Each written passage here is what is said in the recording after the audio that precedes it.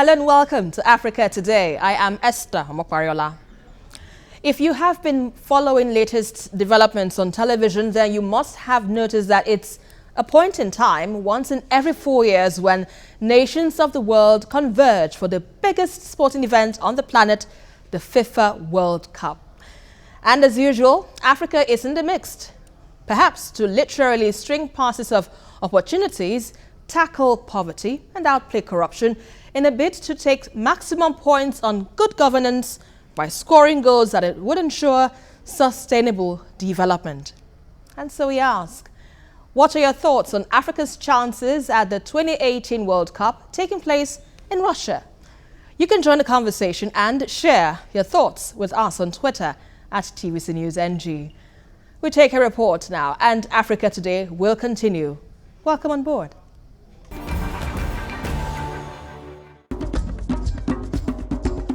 Africa has 5 representatives playing in the competition: Nigeria, Egypt, Senegal, Morocco and Tunisia.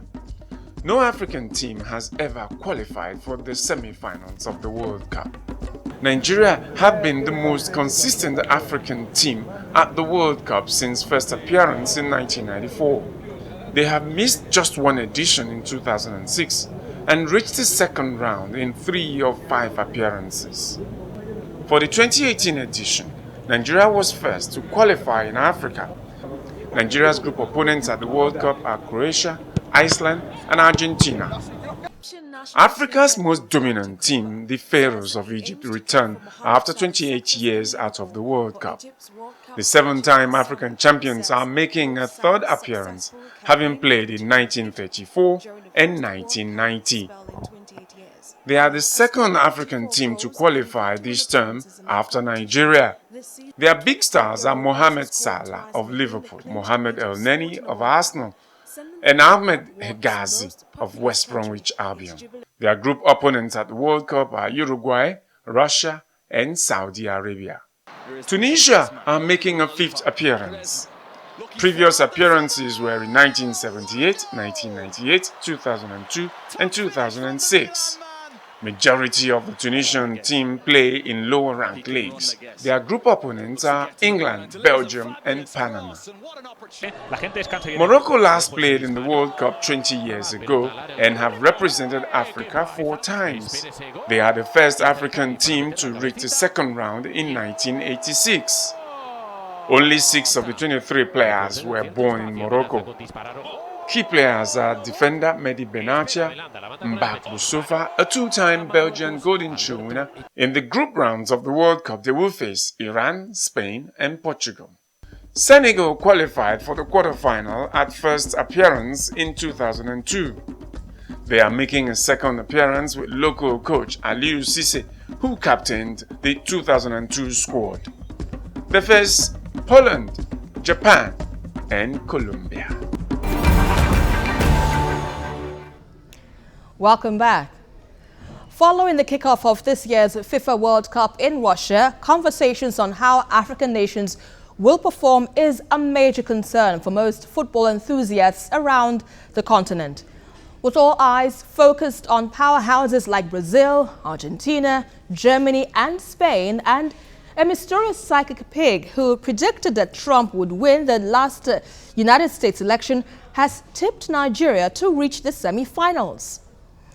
Well, joining me in the studio on Africa Today, I have Solomon Ajuziogu, TVC News sports anchor and producer. And on Skype, I have Wale Okpatola, sports analyst and executive member, Sports Writers Association of Nigeria, joining us from Russia. Good to have you both on the program. Nice being Thank here. you. Let me begin with you now, Wale. First off, give us a mood of what it is like right now at the Eagles camp ahead of their game tomorrow. Well, I must say, to be frank with you, there's tension everywhere.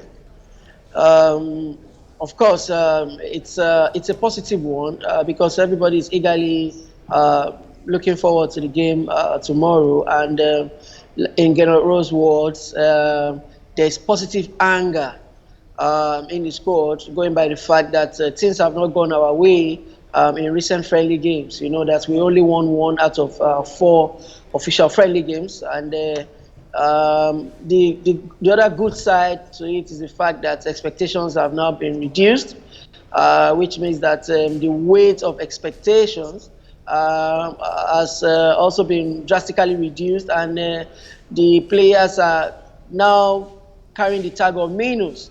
And that is the best position for the Nigerian team because that is the situation whereby we always find ourselves anytime we spring surprises. So we might just be in for some elements of surprises, starting with the game against Croatia tomorrow. Well, can't wait to see the elements of surprise in the kitty. But let's talk about one player that, well, some people have thought might not be in part of the game. Talking about Leon Balogun, who had an injury during training. Do you have an update with regards to his performance, perhaps, if we're going to see him at the game tomorrow? For Leon Balogun, I think it's 50-50. Of course, the news all around town is the fact that he's injured. But the good news is that just about an hour ago, he trained with the rest of the Nigerian players when they came all out to have a feel of the same pitch where they'll be playing against Croatia tomorrow. And even at the presser, Gernot Rohr was asked about the same question you're asking me. And he said that, yes, that nothing is a given. So in his words, Leon Balogun is still going to be assessed. And so that's why I said earlier on that as it stands, it's 50-50. But there's nothing to lose sleep about. It's a game of 3 players. If one player is not available, others should be able to step into the shoes. There's Kenneth Omeru, who's also been begging for this opportunity to prove himself. You know that Kenneth Omeru used to be perhaps the first pick in the defense line, right. But some indifferent performances and some injury-ravaged performances also made him go back to the bench. And since then, Leon Balogun and William Strauss-Ekong have made that position their own. So this might just be an opportunity for Omeru to profit from the situation as we have it now and to reclaim a shirt in the starting 11. Be that as it may, nothing is a given, so Leon Balogun might as well still play his way into the team tomorrow. But if I'm given that opportunity, because I'm not the coach, I would say it's better to rest Leon Balogun and play Kenneth Omeru and wait till Leon Balogun is fully fit. Then you can trust him into the action. All right, let's see what happens tomorrow then. But let's quickly talk to our sports anchor here, Solomon Ajuziogu. Nigeria and, of course, other African teams will be playing, because right now we already have 2 African teams that have played. We have Morocco and Egypt. And sad to say that Morocco had an own goal, 1-0, courtesy of what happened in the game.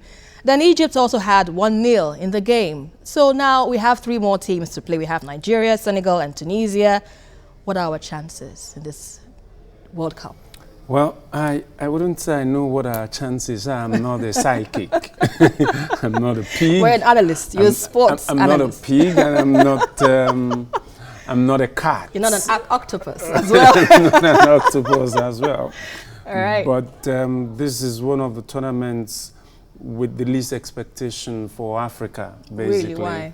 And particularly for Nigeria. We have...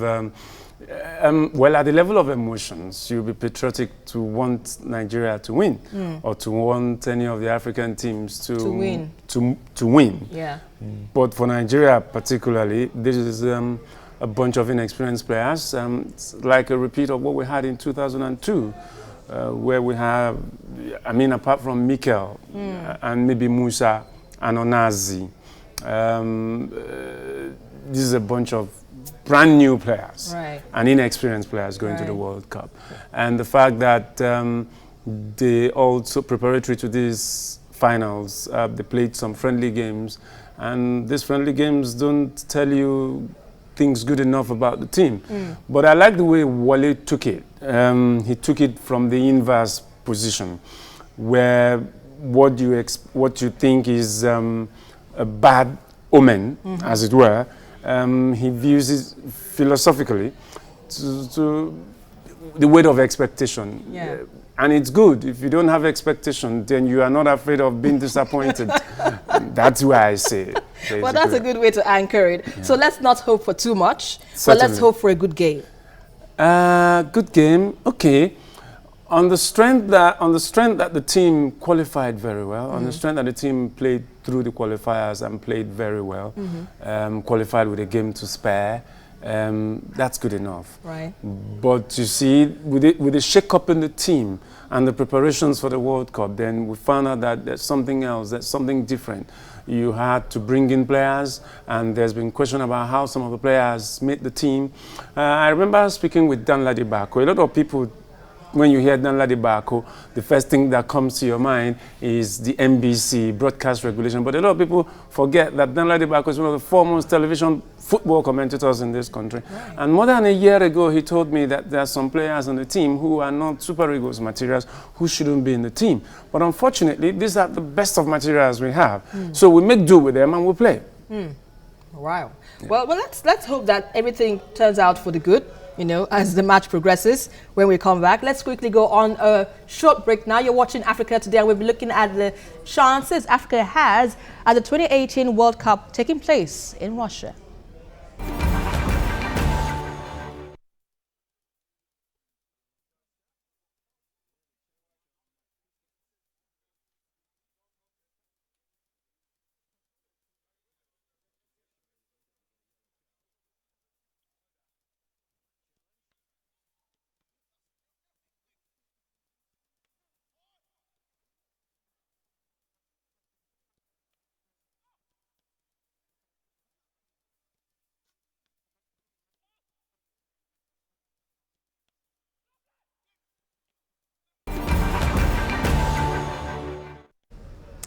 Welcome back. Often considered as perennial underdogs, only 3 African teams have made it to the World Cup quarterfinals, with the 3 losing out in the dramatic fashion to clinch the semi-finals. Perhaps the thing missing for African nations to advance boils down to better luck, and World Cup in Russia might just be the right Mundial. Or Solomon, don't you think? Why the laugh? Now, backtrack 1990, and you'd say that the Cameroonians who did Africa proud, unfortunately they were edged out by England, and a lot of people don't think that England deserves to edge out the Cameroonians. A lot of people still say that it was not on merit that the English edged out the Cameroonians, basically. That team was a fantastic team. That was a team, a bunch, a gang. That was also a nightmare to Nigeria. Every time you see that Cameroonian team line up in the 80s, leading to, they were at their peak in 1990. And you have Thomas Nkono, the goalkeeper. You had Roger Millet. You had Oman Biyik, the Biyik brothers. You had Bonaventure. You know, I don't remember all of them. Yeah, but quite Cyril good in their game. Makanaki, you know. That was the team. That was the best Cameroon could boast of at that time. I mean, they were the best players, probably some of the best on the continent. And so when they filed out to play in a tournament like the World Cup, you would expect so much from them. Right. You know, in 1994, when Nigeria qualified for the first time, it was the best of Nigerian players. You know, you could look at the clubs where they played, look at the, you know, their statistics going up into the year, into the tournament. At that point, Nigeria was even the 4th best team in the world. So you had weight of expectation, even though we were inexperienced at the World Cup. And if not for the experience of the Italians, Nigeria could have gone as far as eliminating the Cameroonian, the Italians, and moving on to the next stage of the tournament. Then fast forward, 2010, Ghana, and you saw the quality of the Ghanaian team. The question I ask is, looking at these African teams, what's the quality of the teams? What do you know of the teams? How do you, if not for Mohamed Salah in Egypt, what do you make of the Egyptian team? If not for maybe Ziyech, you know, in the Moroccan team, what do you really make of the Moroccan team? Maybe Younis Benanda, you have Younis Benanda, you have Mehdi Benatia. Okay, if not for those, what do you make of these teams? They are not there. That's a fact. Well, it's a fact, but it's a sad story if I were to put it that way. But let me come to you now, Wale. If what Solomon is anything to go by, can you really say that Africa has its best players in the World Cup? Oh, no. We definitely have some of our best legs at the World Cup, this Russia 2018. Unfortunately, I think that we did not have the luck of the draw. You see, there are two things when you go into a tournament. One thing is for you to have the players. Another thing is for you to pray for the luck of the draw. As you can see, I think the 4 out of the 5 African teams actually found themselves in very difficult positions, except for Senegal, that are in the group that has the likes of Colombia, Japan, and Poland. The rest, we can very safely say, the rest have found themselves in the group of death. Yes.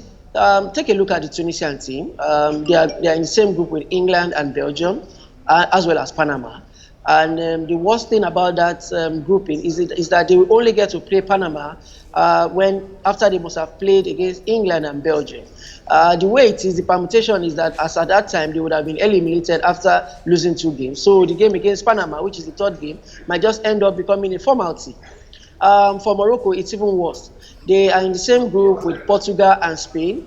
And when you thought that, yes, they can hold their own against Iran, after all, Iran and Nigeria played to a goalless draw 4 years ago. It just got worse just about an hour ago when they lost to Iran, courtesy of a 95th minute own goal scored by a Moroccan striker in the wrong net. So as it is now, the Moroccans have lost their best chance of getting a 3-pointer, which was supposed to come against Iran, and then they were supposed to perhaps try to hold up against either of Portugal or Spain. So I can say here now, unfortunately, that it might just as well be end of the road for Morocco. So as it is now, it's like I have already eliminated Tunisia and Morocco, and that leaves us only with Egypt, Nigeria, and Senegal. For the Egyptians too, they also lost their game. These days, they've been losing concentration towards the end of the games. We saw that in the friendly game against Portugal when they lost concentration towards the end of the game and they allowed Cristiano Ronaldo to score 2 goals. And we said, okay, fine. Thank God it happened in a friendly game. They would have learned their lessons. But they just repeated the same thing against Uruguay earlier on today. So they've also lost. And as it is now, it's not looking good for the Egyptians also. So what we have left is Nigeria and Senegal. And I have said that the Senegalese were the only ones that found themselves in the right group. Nigeria is also in a very, very difficult group.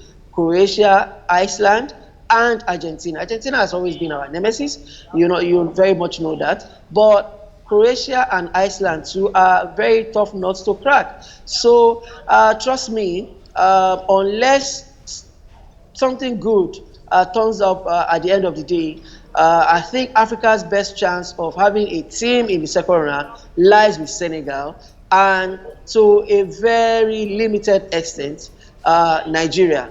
I said that because I must put patriotism aside at this point to say that the recent results really isn't to our favor. But let us pray that what happened in 1998 gets to repeat itself.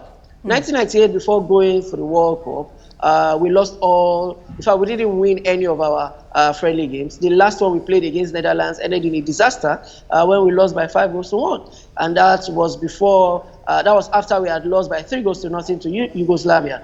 So everybody had written us off. But we got to the World Cup and we defeated the #1 team at the World Cup as at then, Spain. So even the 1994 team didn't fare any better.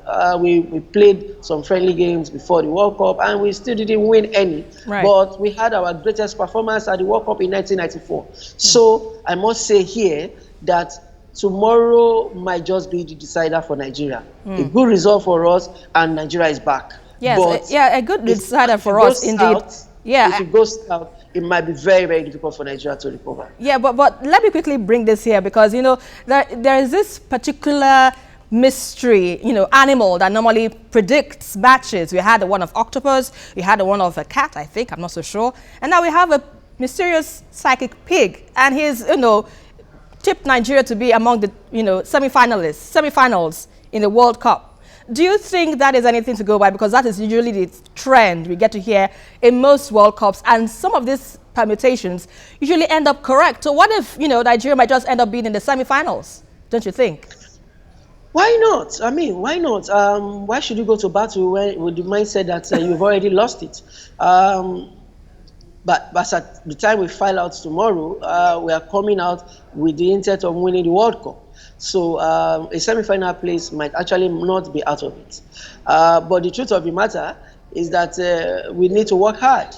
We really, really need to work very, very hard. At this point, it's going to go beyond the permutations or the predictions of a psychic cat, rat.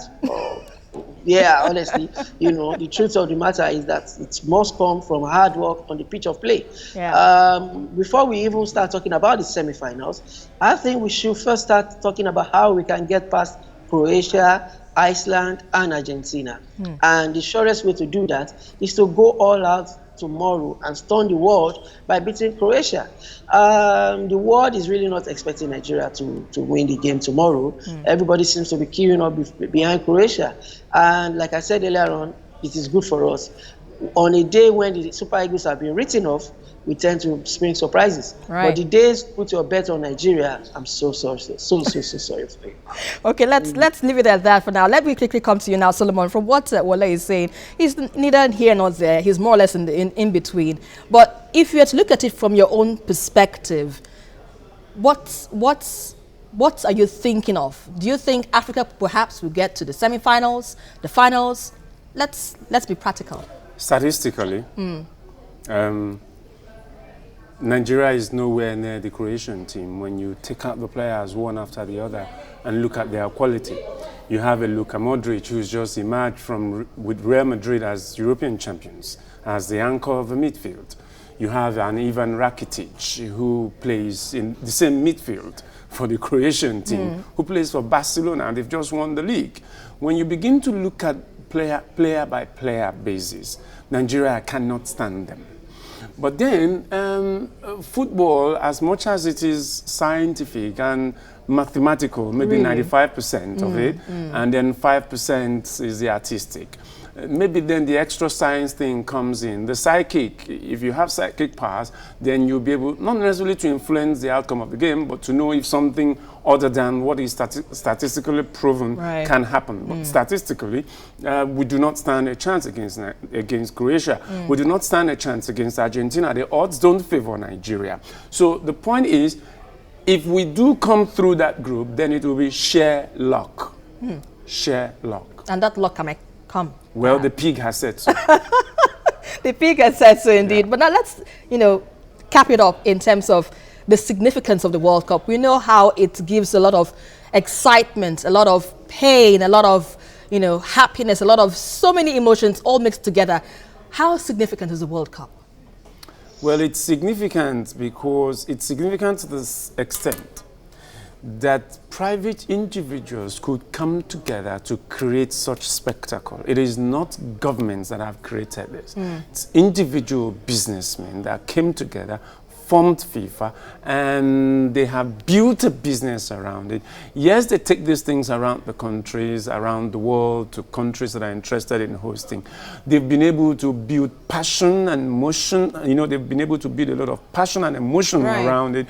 And you see, it provides one of the best experiences in what you call experiential marketing. And so you see everybody, moving around it. It's significant because it's the biggest sporting event in the world, single sport event in the world. It is the most followed sport. Football is the most followed sport. And to have a football World Cup where countries can be represented, so it merges the people's passion with national pride. I mean, that's huge. That's really huge. Oh, Wole, before we let you go, any last words?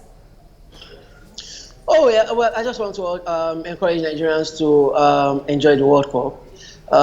Of course, we naturally have to support the 5 African teams, the teams representing Africa at the World Cup. But it goes well beyond that. Let's enjoy some good football coming from the Europeans, the Asians, everybody, South Americans. Look, this is one tournament that comes around only once in 4 years. Yeah. So if you don't give yourself joy this year, I'm afraid you just have to wait for another 4 years to see this particular spectacle in Qatar, and that will be 2022. Well, so now that this one is upon us now, let us enjoy it. Let us have fun. Let's use the opportunity to have fun family time, you know, daddy, mommy, children. Yeah. And we hope to enjoy the game to the fullest. Wale Opatola, thank you very much. Thank you very much for your contribution on Africa Today. It's a pleasure indeed for your analysis and insights on what to expect, you know, for Africa and the rest of the world. And I also like to thank my guests in the studio, Solomon Ajuziogu, sports anchor, like myself, an anchor actually, and a producer on the sports desk. Thank you very much for your time. You're welcome. 2018 FIFA World Cup is already upon us, and pundits and fans across the world assess the chances of all 32 teams competing in Russia. Now, the story is no different in the continent, with many hoping it turns out to be the year of Africa, with either Nigeria, Morocco, Egypt, Tunisia or Senegal going to break barriers and exceed expectations. Well, that is our package for tonight. But don't forget to join the conversation as usual on Twitter at TVC News NG, and also follow me for updates around Africa at Esther TVC News. Until the next one, I am Esther Omokwariola, and always remember, Africa can only get better.